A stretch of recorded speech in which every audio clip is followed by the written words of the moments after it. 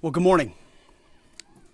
I stand before you today with one unmistakable message about Operation Epic Fury. America is winning, decisively, devastatingly, and without mercy. Under the direct command of President Trump, the War Department unleashed this operation early Saturday morning, just 4 days ago, which means we need to remember two things. First, we are only 4 days into this. Metrics are shifting, dust is settling, and more forces are arriving. It's very early, and as President Trump has said, we will take all the time we need to make sure that we succeed. Second, we are only 4 days into this, and the results have been incredible. Historic, really. Only the United States of America could lead this, only us. But when you add the Israeli Defense Forces, a devastatingly capable force, the combination is sheer destruction for our radical Islamist Iranian adversaries. They are toast, and they know it. Or at least, soon enough, they will know it.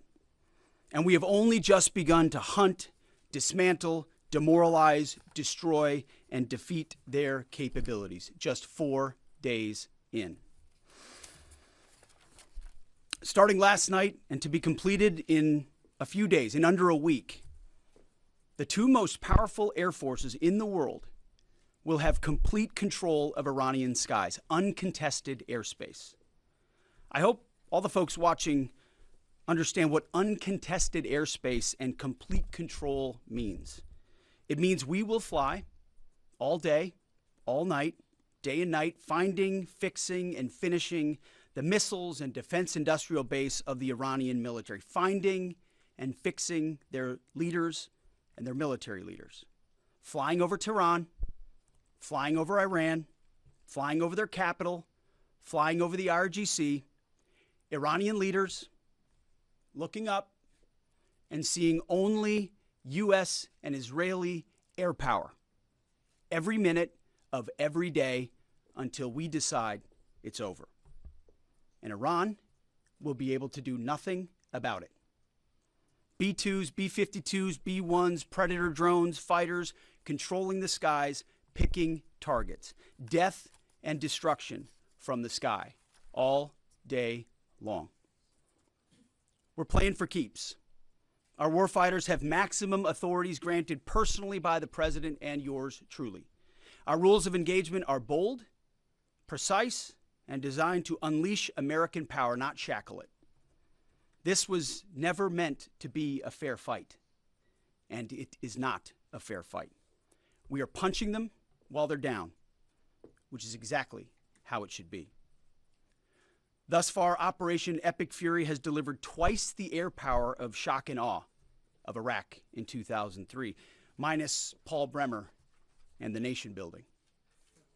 The campaign has 7 times the intensity of Israel's previous operations against Iran during the 12-day war. 7 times. And as President Trump said, more and larger waves are coming. We are just getting started. We are accelerating, not decelerating.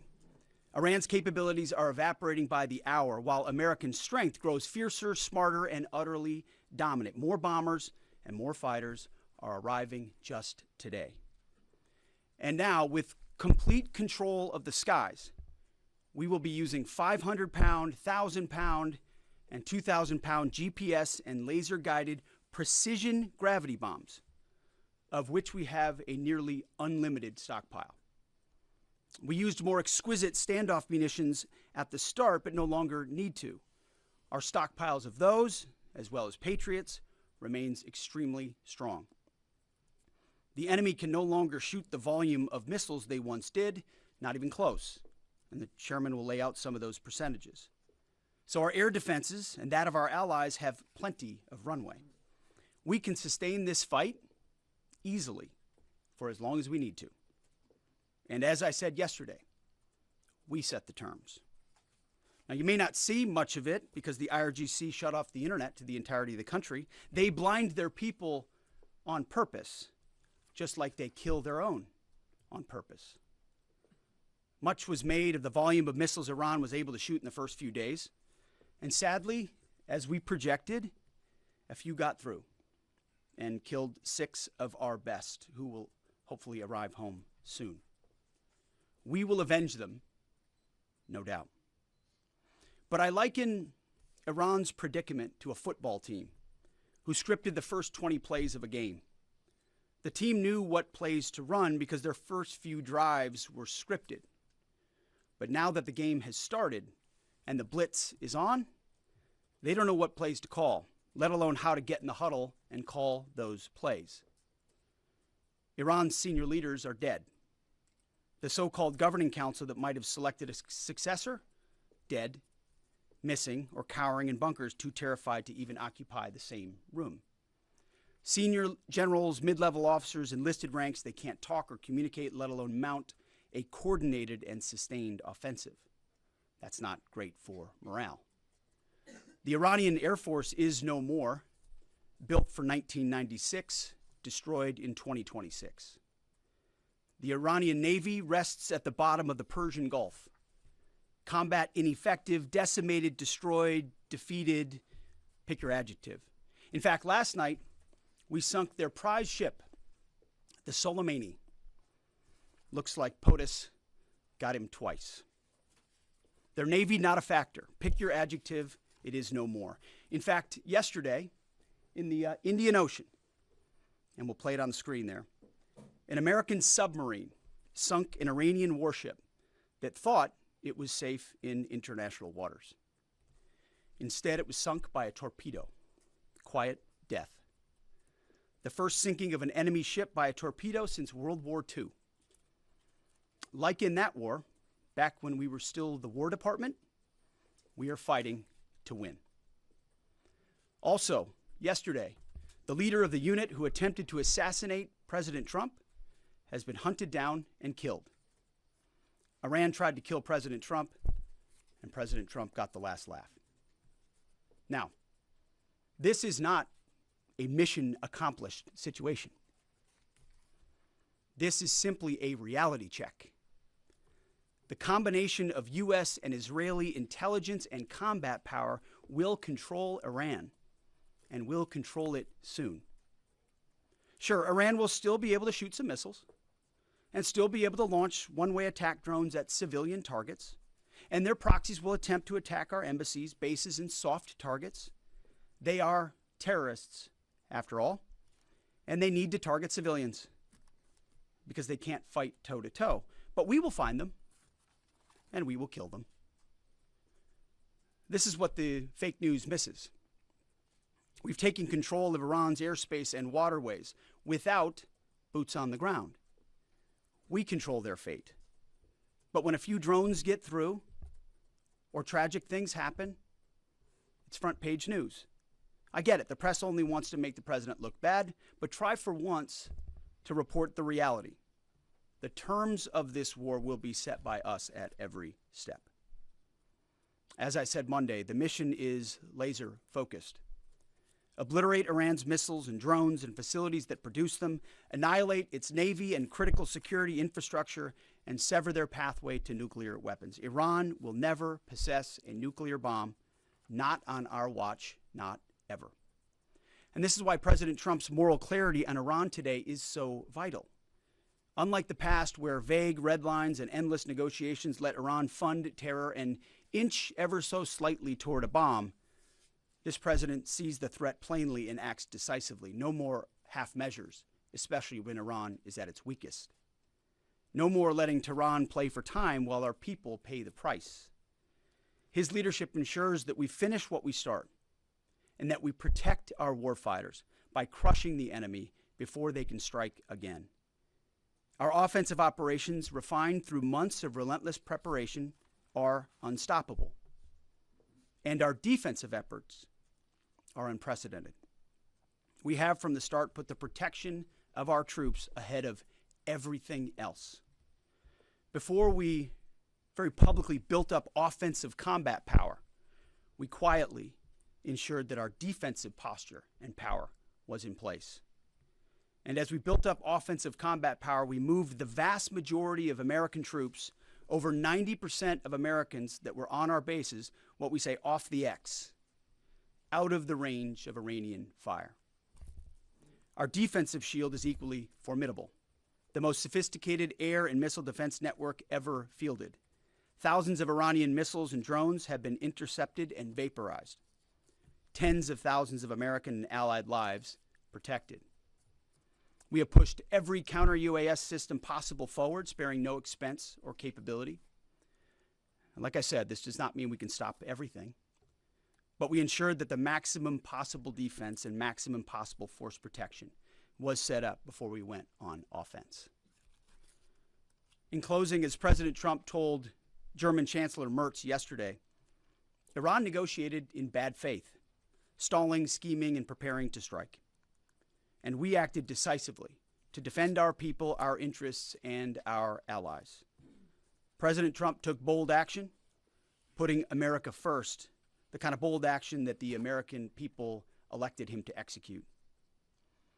To our steadfast partner, Israel, your mission is being executed with unmatched skill and iron determination. Fighting shoulder to shoulder with such a capable ally is a true force multiplier and a breath of fresh air. We salute your courage and your contribution. 4 days in, we have only just begun to fight. America fights to win, and in Operation Epic Fury, we are.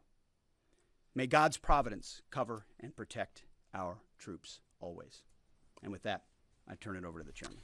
Thank you, Mr. Secretary, and good morning, everyone. Thank you for being here. I'm here today to provide the American people and those of you in this room an update on Operation Epic Fury. First, it's with profound sadness and gratitude that I share the names of 4 of our 6 fallen heroes, all from the 103rd Sustainment Command, U.S. Army Reserves out of Des Moines, Iowa. Captain Cody Cork, Sergeant First Class Noah Tegens, Sergeant First Class Nicole Amore, and Sergeant Declan Cody. To the families of our fallen, we grieve with you today, and we look forward to welcoming your family members home at Dover in the coming days. Out of respect for the other families, we'll withhold the release of their names until next of kin notification is complete. And either myself or Admiral Cooper will release those names as soon as we can ensure that all of those families have been properly notified. To our Gold Star families, to our wounded warriors and their loved ones, we will never forget your sacrifice. Our nation stands with you, and we are eternally grateful for your courage, your resiliency, your devotion to this mission and to our nation. As the Secretary said, we're 4 days in, 103 hours into this campaign. The operation was again launched with clear military objectives designed to dismantle Iran's ability to project power outside of its borders, both today and in the future. First, we are targeting and eliminating Iran's ballistic missile systems to prevent them from threatening the U.S. Forces, partners, and interests in the region. Second, we are destroying the Iranian Navy, degrading its capacity, capability, and ability to conduct operations, not just in the Central Command AOR, but as the Secretary showed in the video, around the world. Third, we're ensuring Iran cannot rapidly rebuild or reconstitute its combat capability or combat power, and those phases will begin as the campaign continues. As of this morning, U.S. Central Command is making steady progress. Iran's theater ballistic missile shots fired are down 86% from the first day of fighting, with a 23% decrease just in the last 24 hours. And their one-way attack drone shots are down 73% from the opening days. This progress has allowed CENTCOM to establish localized air superiority across the southern flank of the Iranian coast and penetrate their defenses with overwhelming precision and firepower. We will now begin to expand inland, striking progressively deeper into Iranian territory and creating additional freedom of maneuver for U.S. forces. Let me explain a little bit about how we're thinking about staying ahead of the enemy. First, over the past several weeks, Admiral Cooper and the CENTCOM team have refined their operational approach to the region. Their planners identified key centers of gravity that would allow Iran to project power outside of its borders.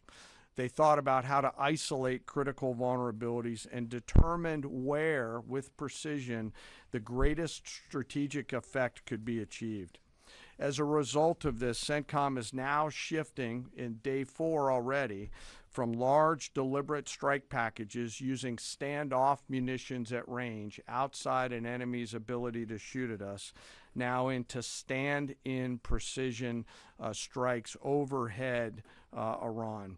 As the Secretary said, this is a point of munitions transition from standoff munitions to stand-in munitions like Joint Direct Attack munitions, which are GPS-aided free-fall weapons, and other things like Hellfires, etc. This will allow the joint force to deliver significantly increased precision effects on the target. The throttle is coming up, as the Secretary said, as opposed to ramping down.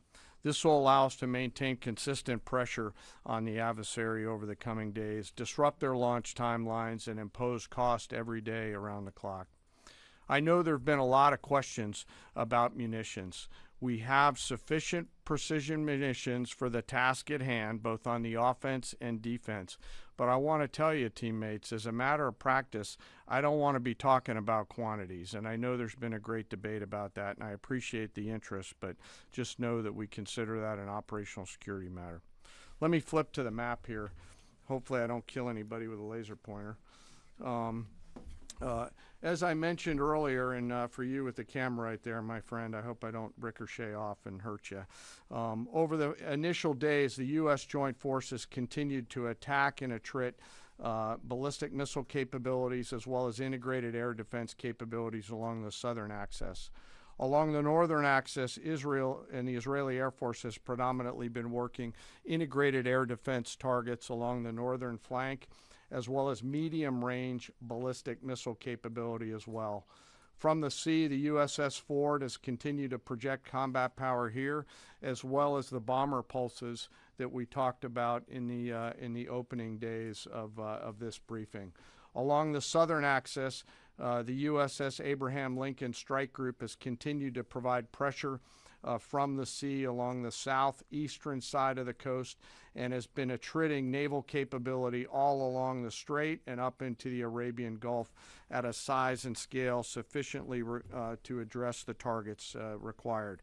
To date, we've hit over 2,000 targets, as Admiral Cooper said in his video last night. We've destroyed more than 20 Iranian naval vessels, including, in addition to the frigate outside of the area, 1 submarine, and effectively neutralized at this point in time Iran's major naval presence in theater out there. As the Secretary showed the video, for the first time since 1945, a United States Navy fast attack submarine has sunk an enemy combatant ship using a single Mark 48 torpedo to achieve immediate effect, sending the warship to the bottom of the sea. I want to remind everybody that this is an incredible demonstration of America's global reach. To hunt, find, and kill an out-of-area deployer is something that only the United States can do at this type of scale.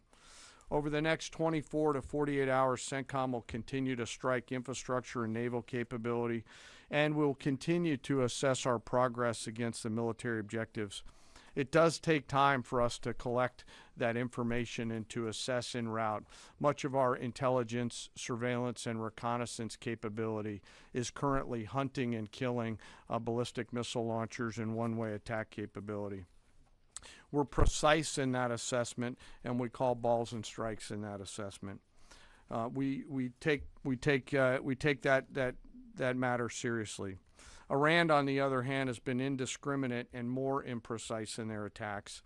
They fired more than 500 ballistic missiles and more than 2,000 drones, striking innocent civilian targets throughout the region. Our partners are answering the call to defend themselves right alongside us. Jordan, Bahrain, Saudi Arabia, the UAE, Qatar, and Kuwait are all defending their people with their own combat capability, with precision and restraint. Jordanian air defense crews recently intercepted a cluster of Iranian one-way attack drones headed to Amman. Bahrain's air defense forces shot down an inbound drone approaching Manama's maritime infrastructure, protecting both their population and critical shipping lanes. Saudi Patriot batteries stopped a salvo of ballistic missiles aimed at energy facilities near Dhahran. The UAE neutralized multiple drones targeting Abu Dhabi's industrial zone, demonstrating speed and precision. And Qatari fighters for the first time have shot down 2 Iranian bombers that were en route to their location. Together, these nations are helping to defend themselves and project power as required against the enemy. We're 100 hours in. It's still very early, as the Secretary said, but the balance is shifting. We've always got to remember that these operations are complex, dangerous, and far from over. Our soldiers, sailors, airmen, Marines, Guardians, and Coast Guardsmen remain in harm's way, and we must be clear-eyed that the risk is still high. This is combat. Let us never forget this. As we continue, I ask that we hold all of our deployed teammates in our thoughts, those standing the watch, flying the sorties, sustaining the fight, and carrying our nation's burden. And I'll stop where I started, and that's remembering our 6 fallen who will return home as soon as possible. I remain humbled, grateful, inspired by every day the valor and professionalism of our joint force. They are quiet professionals through and through, out there doing America's work through the day and through the darkness. And with that, I'll take your questions along with the Secretary. Go ahead. What do you assess the enemy's control and command status is right now? And can you broadly describe our decisive point in this operation? Well, I won't describe the decisive point in the operation because that would tell the bad guys what it was. That's a good question, though. I appreciate the question. Their C2 structures in a bad way. Admiral Cooper's been continuing to pressure C2 at the IRGC C2 and other military elements, and will continue to do so. Thank you for the question.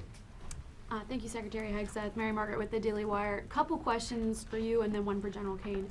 Can you tell us more about how we took out the leader who was the leader of the group that was trying to assassinate President Trump?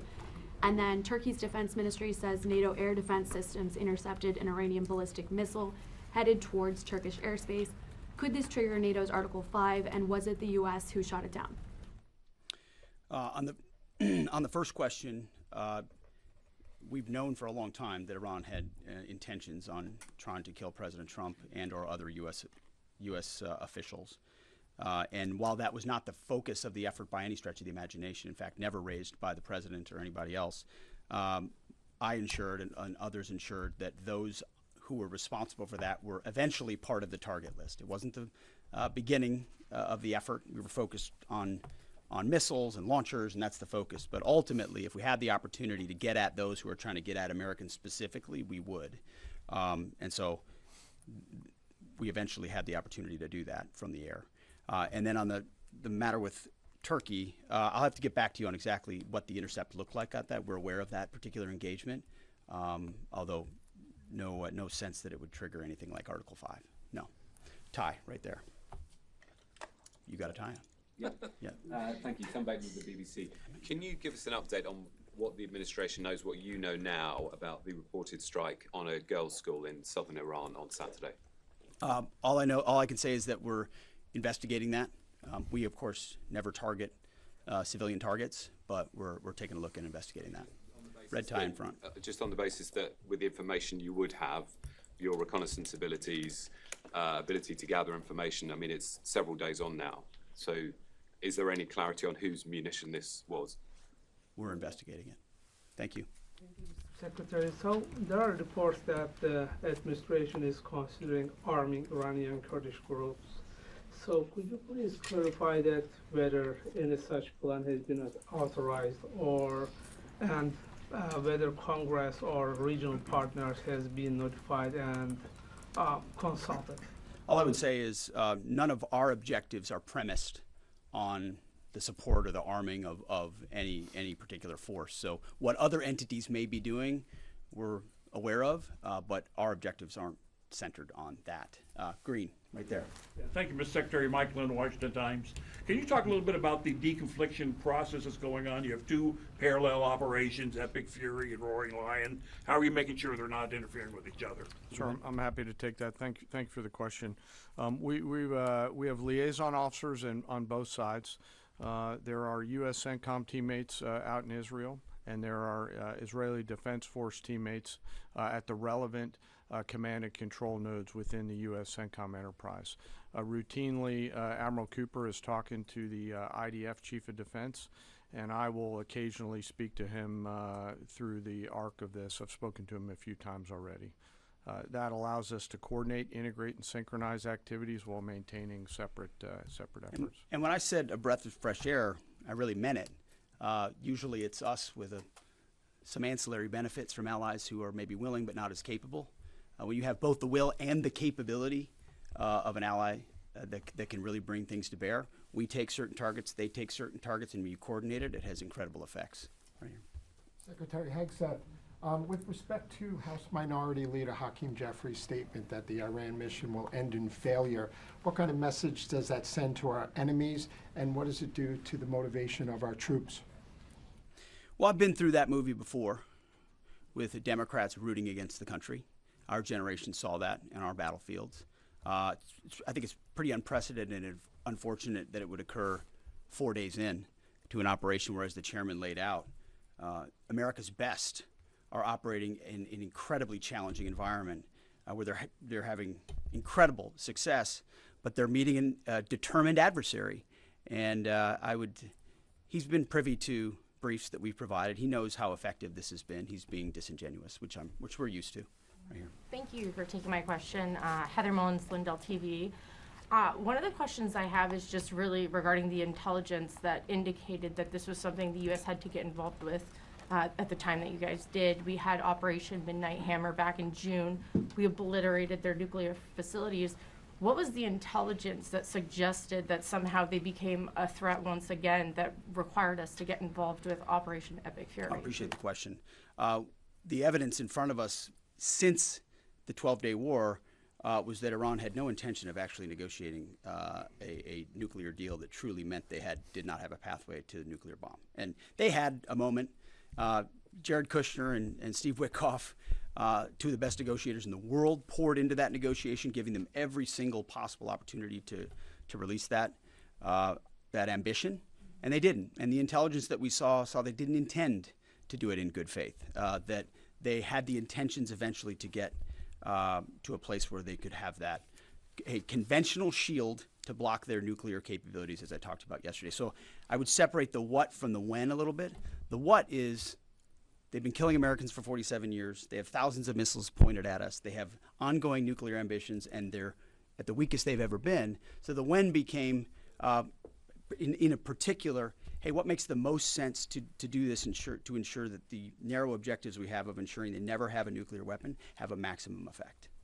Yes, right here. Thank you, Secretary Hegseth. I had two questions. First, what is your message to Iran's allies, namely Russia and China, who have called for an immediate end to hostilities? I don't have a message for them, and they're not really a factor here. And our issue is not with them. It's with the nuclear ambitions of Iran. Absolutely. And are any so-called fully autonomous weapons or other AI tools being used in Operation Epic Fury? We've got a lot of autonomous systems, or systems that drones and others incorporated with smart AI aspects to them, but a lot of which I can't talk about here. Yeah. Yellow, right there. Yes, ma'am. Thank you very much, Mr. Secretary. As you know, China is accusing the United States of invading in Iran, a sovereign nation, and North Korea, which cooperates with Iran on nuclear development, has declared its commitment to protecting Iran. What is the United States' strategic response to this? And I have a second one. How many allies join with the United States to fighting against Iran? Do you have any numbers? Well, I think what you're seeing right now is a response in the region to the belligerence of Iran and the willingness of them to target civilian airports, civilian hotels, civilian locations, civilian oil infrastructure of their Gulf neighbors who would have preferred not to be in conflict, didn't want to, but now realize that this is something that has to be dealt with. So whether it's UAE or Qatar or Bahrain or Kuwait or Saudi, on different levels, they're reaching out to us, whether they're going on offense, which they are, whether they're giving us additional access, basing, and overflight. We're working very closely and collaborating with them. Also on air defenses. The air defense capabilities of those countries are significant, and when combined with ours and we coordinate, it brings simplicity to the shot doctrine, so we make sure we're using less munitions but being more effective with what we shoot at. And as it pertains to other countries, I'll sort of give the same question. They don't really bear on the case of Iran. We're going to deal with Iran's nuclear ambitions, and that'll send plenty of signals in the process. Right there. Purple. Are you going to help get Americans out of the region? The Thank you so military much, going to Mr. help? Secretary. I have two questions. One question for you and the other question for Mr. Chairman. You ruled out that you are not engaging with the Kurdish forces, Iranian Kurdish forces, to incursion from the Kurdistan region to Iran. But now, and today, Iranian said that under threatening the Kurdistan region, they said clearly if there is any incursion from the Kurdistan region, they will attack all the Kurdistan region and go war with the Kurdistan region. What's your comment on that? And a question for Mr. Chairman. Given comments that the U.S. forces might be deployed if necessary, under what specific conditions would you determine that deploying U.S. boots on the ground is necessary, and how would such a decision support and advance your stated strategic goals? Well, I'm not going to comment on U.S. boots on the ground. I think that's a question for policymakers, and I don't make policy, I execute policy. I will say on the question in the back corner about helping Americans get out, first, it's a great opportunity to encourage everybody in the region to go to the State Department and register. Secretary Rubio's been trying to get that word out, and I'd ask you to help us with that, to have folks register.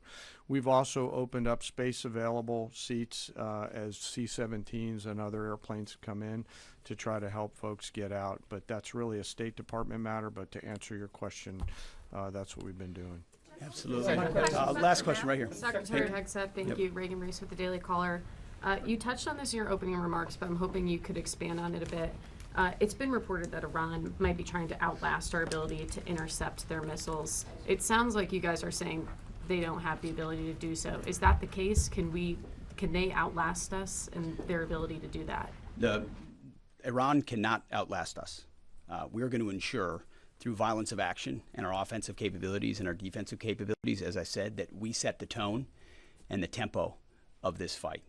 That's why stories and speculation about different things that try to make it look like we're limited in what we can do. The only limits we have in this is President Trump's desire to achieve specific effects on behalf of the American people. And that's why we don't talk about, you can say 4 weeks, but it could be 6, it could be 8, it could be 3. Ultimately, we set the pace and the tempo. The enemy is off balance, and we're going to keep them off balance. And we know their ability to shoot versus our ability to defend. That difference gets wider and wider every day. Our defense gets better, their offense capabilities diminish. As we are going into ammunitions that we, as we said, have tens of thousands of and can drop unlimited supplies on with even more effects than the standoff munitions we have now, which is why